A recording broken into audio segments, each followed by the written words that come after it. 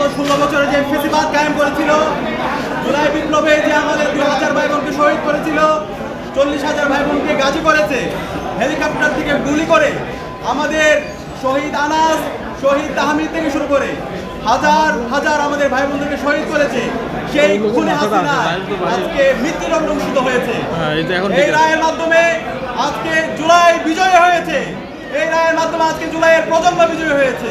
এই রায়ের মাধ্যমে আজকে শহীদদের যে আকাঙ্ক্ষা সেটি বাস্তবায়ন হয়েছে, ইনসাফের বিজয় হয়েছে।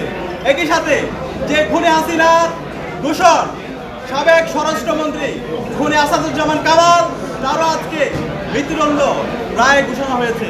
কিন্তু একই সাথে আমরা আশা করেছিলাম যে খুনে হাসিনার নির্দেশে আমাদের চাঙ্কারপোল থেকে শুরু করে আমাদের সাভারে এবং সারা দেশে যে গণহত্যা চালিয়েছে, হেলিকপ্টার থেকে গুলি করেছে, সাবেক পুলিশের আইজিপি চৌধুরী আব্দুল্লাহ মামুন, তারও দৃষ্টান্তমূলক বিচার আওতায় আনা হবে। কিন্তু তার যে 5 বছরের তাকে কারাদণ্ড দেওয়া হয়েছে সেটা আমরা সন্তুষ্ট না।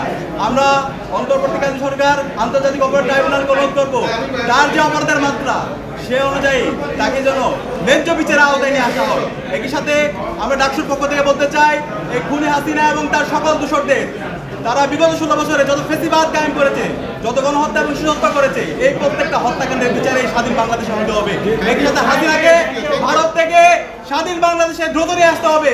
এক্ষেত্রে ইন্টারপোলের সহযোগিতা নিয়ে এবং আন্তর্জাতিক যত মাধ্যম আছে সেই মাধ্যম ব্যবহার করে খুনি হাসিনাকে এবং তার দূষণদেরকে দেশে নিয়ে এসে দ্রুত রায় কার্যকর করতে হবে। এবং আজকের এই রায়ের জন্য আন্তর্জাতিক অপরাধ ট্রাইব্যুনাল এবং ইন্টারিম সকল তদন্ত কর্মকর্তা, শহীদ পরিবার সবাইকে আন্তরিক ধন্যবাদ জানাচ্ছি। আমরা